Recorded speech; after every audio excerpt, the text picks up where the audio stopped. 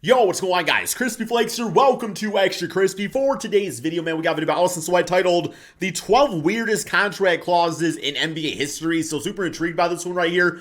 Just because when it comes down to it, you get some weird ones up in there, man. And sometimes you get circumstances where you just feel bad for a player. I forgot who it was exactly. For some reason, Bradley Beal comes to mind, but I don't think it was Bradley Beal.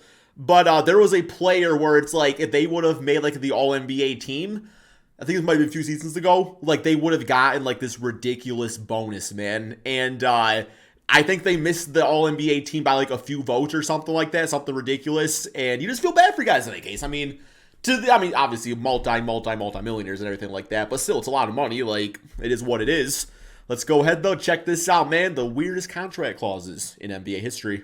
Everyone hears about the NBA contracts that players sign every single year. It's public knowledge how much players make, how long they sign for, and all of that. But what usually isn't is certain clauses in players' contracts that earn them more money. There's like physical clauses too for certain accomplishments. But I've managed to find and make a list of say like skinny or something. Funniest contract clauses that we've ever heard about in NBA history. Now we all remember Nick Collison, played with OKC off the bench his whole career, and most notably alongside James Harden, Kevin Durant, and Russell Westbrook in those early years. They most notably played alongside Nick Collison. Signed an NBA contract, but he wanted it to include a clause that if he ever won the MVP award, he wanted to win a $100,000 bonus. Why That's even fair. waste the breath on that? And man, if I'm Nick Collison and I go from playing like him to the MVP of the league, I would want a lot more than a $100,000. Yo, man, low-key a troll though. Did he believe that was a possibility, or did he just do this as a joke so he could say that he had this clause in his deal? The dude was a non-athletic power forward. I would do that. Never averaged 10 points or 10 rebounds. I got the MVP clause, you know, 100K. But could you just imagine this man coming off the bench for years and one day going out there and putting up 30 and 10 like James Harden did? Yeah, it wasn't gonna happen. But speaking of bench players on potential championship teams, we all remember Mario Chalmers, starting point guard on the championship Miami Heat, the guy that LeBron was never too pleased with. Well, during those championship years, Mario had a clause in his contract that he would give him $20,000 for showing up to the summer league's conditioning training every year because he was often overweight. And you gotta think, was this something LeBron talked the Heat into adding into Mario's contract because he didn't like how he was showing up to the team every year? All I know,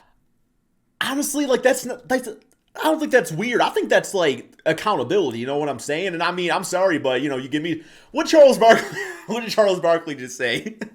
A man said he'd be the skinniest power forward in the history of basketball for $250 million, referring to like Zion Williamson. So that's pause at a very awkward moment here. Bogdanovich, okay, yep. No, it was the two-head beef, and I'm surprised Chalmers lasted as long as he did on the team without getting traded. On the complete opposite side of things, Michael Jordan needed no extra motivation to be involved with the game, which is why he had a love for the game clause in his contract that said he was allowed to go play pickup games in a park, exhibition games, or play in scrimmages whenever and wherever he wanted. This is something normal NBA players aren't allowed to do. Right, because injuries. Players gather together every offseason to play pickup games in the summer, and that's about the extent of what teams will allow. But Chicago gave MJ the right to play at any time in any place, and I don't know. There's some players around the league that don't play and practice enough. But if you have your star player... I will say, though, if, you know, Michael Jordan never signed that clause, then the Mountain Stars would have damn ruled the road by now, man. Like, literally that clause saved mankind. So I'm all here for it. Looking for a clause like this in his contract, you know you're onto someone special. The only thing though is, if he's the only NBA player with this in his contract, who's he supposed to be playing against? Well, Michael Jordan also had another pretty weird contract situation. It wasn't necessarily a clause. This one was more of an agreement between himself and Bulls owner Jerry Reinsdorf. Well, at the time, MJ going to play baseball was a crazy move. But to thank Jordan for all he had done for the Bulls franchise, Reinsdorf continued to pay Jordan the rest of his $4 million salary while he was still playing baseball. So even though he wasn't on the Bulls anymore, he still got paid as if he was. So while it might have looked like a bad business decision for Jordan to make the switch, at least in terms of money, not much changed for him. Spencer Dinwiddie had the most recent NBA contract clause, and it may be the weirdest I've ever heard. And it's a part of this new deal that he signed this season when he got signed and traded from the Nets to the Wizards. The contract had 5 separate clauses. The first says he'll get a bonus $1.5 million if he plays in at least 50 games in the 2021 and 2022 seasons. So he's halfway done with that one. He would also get a bonus $571 $31,000 if he makes it to the Eastern Conference Finals, which is going to be pretty hard since he now plays in the West. I mean, how's he going to have a clause in his contract like that? If he would have just had to say make it to a conference finals in general, then he would have got that bonus. Oh, is that Eastern? Is that Eastern? Yup, didn't even notice that. But now he'll probably never get that money. If his team ever makes the NBA Finals, he gets a bonus $400,000. $100,000 if they made the second round, which he successfully cashed in on this year. And finally, if Spencer Dinwiddie's team wins an NBA championship, he would get a $1 bonus. Like, how does this even come up? All the other bonuses were for so much money, but a championship would be an extra $1. You know, straight up though, I mean, you know how like when you start like a new business and you make that first dollar and you hang it up? Like that $1 bill, I would frame the hell out of that thing. I would put it right back next to my championship ring too. Like, I don't know. I think it would be kind of cool to be honest. Man, Dallas really let him down this year. Former NBA player Adonal Foy was an okay bench player for most of his career, and not many people even know or remember him. But yeah, Adonal Foy. Important thing to know Is about it Foy him or Foyle? Extreme confidence in himself, because he averaged a career 4 points, 4 rebounds, and 1 block a game. Never averaged over 25 minutes a game in a season, or even 6 points a game for a year. And he only made the playoffs once in his career. But in one NBA contract, he made sure to include a clause that said if he was ever named MVP of the league, he would get a $500,000 bonus, or if he ever won Finals MVP, he would get another $500,000. And that's a bold statement. Listen, I appreciate that type of confidence coming from anyone, but when you put the fact that you expect to make MVP and Finals MVP in the same season and put up these type of numbers, it's just pretty embarrassing. You may or may not remember former NBA role player Luke Ridnour. He was an alright player, a 6'1", 175-pound, unathletic point guard. Never really played for any teams that were too great. Well, back in 2006, he had a contract with the Seattle Supersonics that said he would be paid $1.5 million if he was named Defensive Player of the Year. Now, come on. Any other award I would have understood. Most Improved Player, 6th Man of the Year, Assist Leader. Hey, you know what though? I mean, in Seattle, like, the other guard to do it was Gary Payton in Seattle, so why can't the man Luke Ridnour? Did Gary Payton was in Seattle? Gary Payton got it, right? I would assume so. MVP would have made more sense than Defensive Player of the Year for Luke Ridnour, because over the next 5 years after he signed that contract, I always picked him up in 2K. He always had good shooting stats. Award, then Kevin Garnett won it, then Dwight Howard won it 3 times in a row. And a guard in general didn't even win the award again until this past year, 16 years later. Now, I mentioned this one in a recent video, so I'll keep it short. But as a rookie coming into the NBA first overall, NBA great Chris Webber signed a 15-year, $74 million contract with the Golden State Warriors. And it was obviously a scam from the team trying to take advantage of a young player that would jump on the opportunity to get that money. And in a normal scenario, he would have already signed that deal and it would have been too late. Chris Webber would have been stuck on the Warriors for his entire career. But for some reason, there was a clause in his contract that allowed him to opt out after the first year if he chose to do so. Like, if you're gonna get a guy to sign a 15-year contract so he'll never leave, why would you then give him the opportunity to leave after 1 season? It doesn't make sense. But after the first year, he smartened up. Yeah, I think I said in the other video too, where it's like,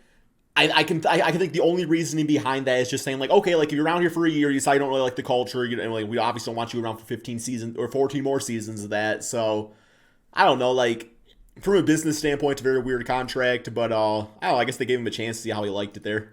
What the team did, left, never looked back, and made $176 million over his 15-year career instead. But speaking of long NBA contracts, we have one more that's not necessarily a contract clause. But it was worth a mention that the NBA and the Lakers allowed Magic Johnson to sign a 25-year, $25 million deal with the team. It was the only contract of its time, and one of the largest in the history of all sports at the time. And considering he only played 12 full seasons in the league, and extra money was added to his pay anyways to make up for the league making more money as time went on, this was a really weird deal for the Lakers to have gone through with. Big baby Glenn Davis was mainly known for his days on the Boston Celtics, and he was one of the most underrated, physically strong dudes the NBA has ever seen. But that never really translated onto the court, and his weight issues didn't really help that either. All throughout his career, he was overweight, and the Boston Celtics tried to put an end to that and offered him a $500,000 bonus in his contract if he hit certain weight points at certain points in the season. Never any official word on if he did, but it was basically going to get paid $500,000 to go on a diet, and it most likely didn't happen. But speaking of big men, NBA Hall of Famer Bill Walton had one of the weirdest contract clauses that he asked to be put in. In 1979, Bill was going to sign with the San Diego Clippers, but he wouldn't sign the contract unless they got him 8 tickets to every single one of Bruce Springsteen's 7 sold-out shows at the Spurs. Listen, that's something I feel like he probably still could have taken care of on his own with the amount he was making, but alright, I mean, maybe just ask for a little more money instead, and then you could get the tickets on your own and then have leftover cash. But hey, at least he wants someone to take care of it. He's wanting to show up. Baron Davis didn't with his contract clause, because Baron Baron Davis was a hot commodity in free agency, so the Clippers were able to sign him by giving him a big contract that also had a $1 million clause in it. He always had a big history with injuries, so the clause was that he had to play in at least 70 games that year, and the Clippers had to win 30 of them. Well, you can't really control injuries, but he got lucky, stayed injury free, and played in 75 games that season, but only won 29 games that year. 29. He was one game away from winning $1 million,